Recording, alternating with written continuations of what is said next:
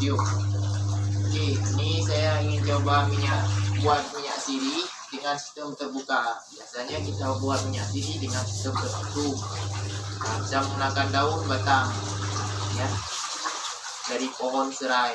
Cuman kali ini saya ambil daunnya aja. Untuk sistem terbuka, kita akan coba lihat apakah nanti akan menghasilkan minyak atau tidak. Kalau sistem tertutup sudah jelas menghasilkan minyak. Sekarang kita akan coba pada sistem terbuka. Terima kasih. Oke kawan, kita lanjutkan lagi. Di sini saya menggunakan sebuah panci. Bisa dilihat, ini adalah sebuah panci. Di isinya sudah saya isi daun sirih. Nanti cara proses pembuatannya sangat simpel. Saya tutup panci ini. Sebelumnya ini daun sirihnya sudah saya potong-potong. Saya masukkan air untuk saya rebus. Jadi saya tutup dengan dalam panci. Namun sistemnya adalah sistem terbuka, di mana uap air dari panci itu kan bisa keluar. Nah, peluang untuk keluarnya minyak atau gas yang hasil dari campuran air juga bisa keluar. Jadi kita akan lihat hasil produk akhir apakah nanti minyaknya bisa terbentuk atau tidak melalui sistem terbuka untuk pembuatan minyak sirih. Simple. Nanti saya laporkan kembali. Terima kasih. Oke, di sini saya coba kembali untuk membuat campurannya. Oke, sama-sama kita lihat. Ya. Oke, dah di sini ya. Air saya masukkan dalam lemari. Saya tidak menggunakan banyak. Saya gunakan kadarnya satu gayung air aja udah cukup. Karena ini kita panaskan. Nanti ini kita rebus untuk mendapatkan minyak. Saya ambil kadar sedikit aja supaya hasilnya bagus. Terima kasih. Oke, di sini kita lanjutkan. Ini api hidup ya. Sama seperti saya bilang tadi. Jadi seperti ini kondisinya, dimana daun asirih tadi kita potong-potong, kemudian kita masak, kita rebus. Tepatnya bisa disebut kita rebus di dalam satu gayung air, mungkin itu kadar 1 liter. Ya, kita biarkan saja sampai dia layu daunnya. Ini nanti uapnya pasti keluar. Jadi ketika mendidih uapnya keluar, ini nanti keluar. Kita tunggu kurang lebih 30 menit. Kemudian nanti kita angkat semua, kita bersihkan. Ketika dia sudah layu, kita akan lihat produk terakhir nanti apakah terbagi dua, air dan minyak, atau hanya terbentuk minyak saja sedangkan airnya habis keluar. Nanti kita lihat kembali. Oke kawan-kawan, ini airnya mendidih, sudah mendidih, uapnya sudah keluar. Saya taruh ini sebuah gelas. Nah, aduh, oh ya, panas. Uapnya ini kita ambil coba. Oke, seperti saya nampakkan. Nah, ini adalah uap air dari hasilnya. Ini langsung sudah mengeluarkan bau asiri. Biasanya kita menggunakan teknik destilasi untuk mendapatkan minyak. Tapi ini secara sistem terbuka saya bilang, karena ini uapnya lepas, nanti kita akan lihat akhirnya apakah nanti minyak masih tersisa, terbentuk atau tidak dari proses ini. Kita tidak butuh waktu banyak. Setelah ini mendidih, kita tunggu barang 5 menit lagi atau 10 menit selama mendidih. Kemudian nanti kita akan angkat sejenak untuk melihat kembali prosesnya seperti apa. Ini kita matikan kompor. Setelah kita matikan kompornya, kita dinginkan, biarkan agak sedikit dingin. Kita biarkan sampai dia benar-benar dingin hingga kita mengambil nanti hasilnya. Nanti saya beritahu apa hasilnya. Oke, sekarang kita akan lihat hasilnya. Setelah menunggu yang membuat ngantuk sekian lama, kurang lebih 1 jam. Setelah ditunggu supaya dingin, ternyata ini mesin panci masih juga panas ya. Ya, ini saya buka, ambil sedikit air.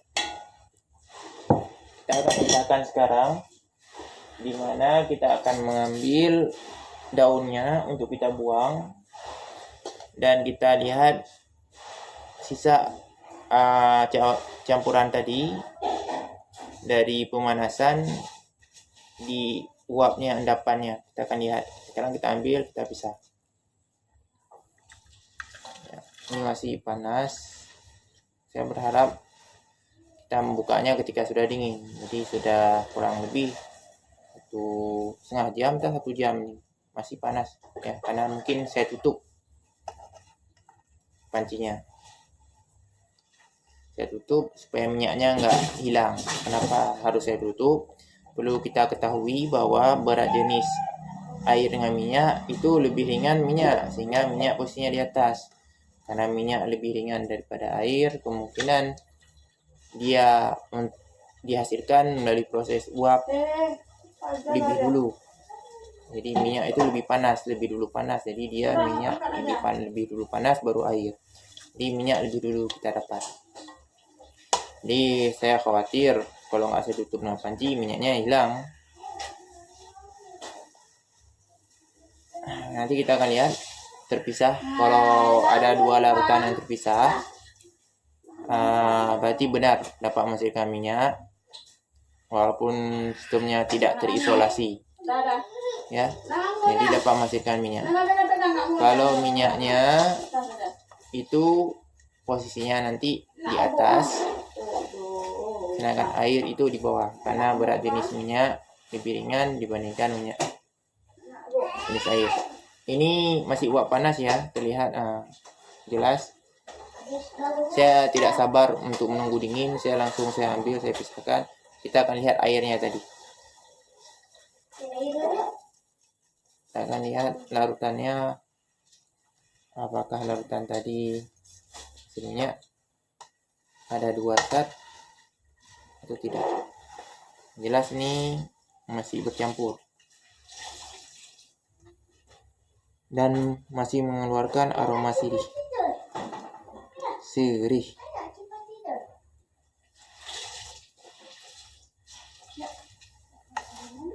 Lebih elok kita tunggu 30 menit lagi. Kita lihat ketika dia sudah dingin. Kawan, ini hasil di proses tadi. Ya, ini sudah saya peras. Prosesnya ini saya peras, dan ini adalah bentuk filtrat dari proses ekstrak daun sirih yang sudah dipanaskan tadi. Dari prosesnya ini terlihat jelas bahwa setelah 30 menit pemanasan tadi hingga mendidih, ini tidak bisa terbentuk minyak karena sistem terbuka melepaskan minyak, karena massa jenis minyak itu lebih kecil daripada air. Namun kita masih bisa memperoleh minyak dengan cara tersebut, tapi kita harus murnikan ekstrak ini terlebih dahulu. Ini saya juga sebenarnya bingung antara minyak dan air, sepertinya udah menyatu, karena ini terlihat kenyal kalau diperhatikan seperti ini ya. Terlihat campurannya ada keruh-keruh berminyak. Nah, ini keruh-keruh berminyak ini ya, seperti ini ya. Ini larutannya keruh-keruh berminyak ini, dan warnanya juga sudah seperti minyak, tapi ini belum minyak. Kalau minyak dia agak sedikit lengket, dan ini tidak lengket. Minyak sirih memang tidak lengket, tapi ini saya belum yakin ini adalah minyak. Nanti saya akan proses ke tahap selanjutnya agar ini betul-betul menghasilkan minyak. Mungkin sekian, terima kasih. Inilah, ini hasil penelitian dan pembuatan yang terakhir dari saya. Ternyata saya berhasil membuat minyak sirih. Ini minyak, teksturnya persis minyak, dan ini memang minyak lengket, ciri-cirinya lengket, walaupun tidak terlalu lengket seperti minyak makan dan sebagainya. Yang jelas ini saya buat dari daun asirih dan memiliki aroma asirih, dan saya belum tahu manfaatnya seperti apa, kegunaannya ini seperti apa. Yang jelas ini minyak sirih. Saya sudah coba untuk buat. Selanjutnya saya akan teliti apa manfaat yang bisa digunakan untuk minyak sirih ini, apakah untuk obat dan sebagainya. Itu nanti akan saya sampaikan pada hasil penelitian selanjutnya. Terima kasih. Prosesnya terakhir yang saya buat, saya biarkan terbuka setelah mengambil ekstraknya seperti ini. Kompor.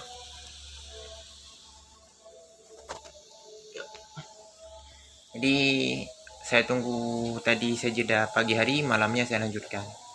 Karena saya ingin merasa bagaimana rasanya minuman sirih. Saya ingin cicipi seperti ini. Ya, minyaknya.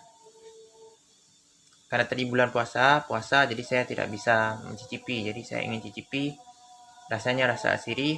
Saya ingin lihat dampak, apakah dia mengandung zat adiktif atau tubuh. Saya cobanya ke diri saya dulu, melihat efek dampaknya seperti apa. Tapi yang saya rasakan dalam 1 sendok itu bisa meningkatkan suhu badan, karena saya terasa lebih panas setelah mengkonsumsi ini. Manfaat lain saya belum lihat.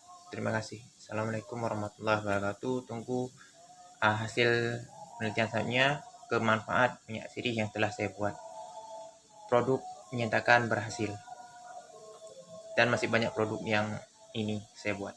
Terima kasih. Assalamualaikum warahmatullahi wabarakatuh. Oke, assalamualaikum warahmatullahi wabarakatuh.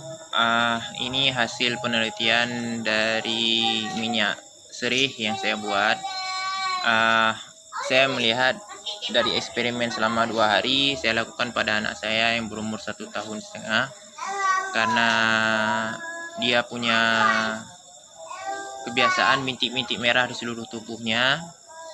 Maka saya coba oleskan sebagai penggunaan obat luar. Dari hasil eksperimen ini selama 1 hari pengamatan pertama sudah menunjukkan bahwa penggunaan minyak sirih pada kulit ternyata dapat mengatasi bintik-bintik kemerahan pada anak. Jadi kulitnya menjadi sembuh dari kemerahan. Itu anak saya yang sedang bermain. Alhamdulillah sekali. Kemudian pada gatal pada kulit, saya coba oleskan, ternyata bisa menghilangkan rasa sakit karena gatal.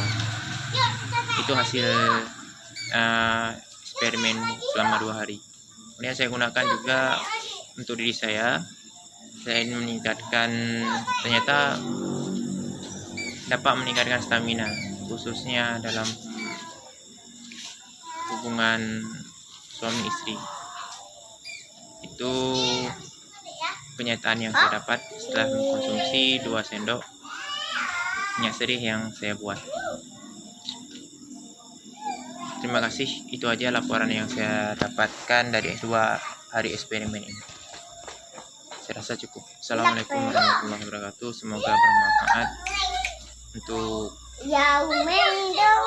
bagi yang ingin membuat, dan bisa bermanfaat untuk generasi selanjutnya penelitiannya. Semoga ada tindak lanjut penerusan untuk meneliti lebih banyak lagi manfaat-manfaat dari tumbuhan yang selama ini ada dan kita konsumsi untuk kehidupan sehari-hari. Assalamualaikum warahmatullahi wabarakatuh.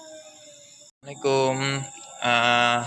Hari ini kawan-kawan kita akan membuktikan satu lagi tulisan tentang minyak sirih yang katanya dapat jadi obat nyamuk atau dapat menjadi sebagai obat dari serangga. Jadi serangga nggak suka dengan daun sirih karena baunya, aromanya. Begitu juga minyaknya.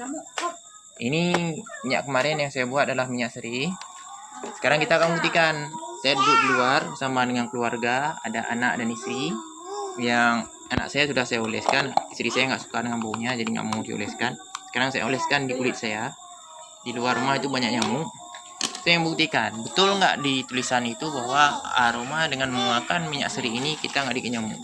Maksudnya saya sering digigit dari tapak kaki. Jadi sekarang saya oleskan minyaknya ini. tapak kaki. Bila benar nantinya berarti ini benar. Minyak serai ini dapat jadi obat anti nyamuk.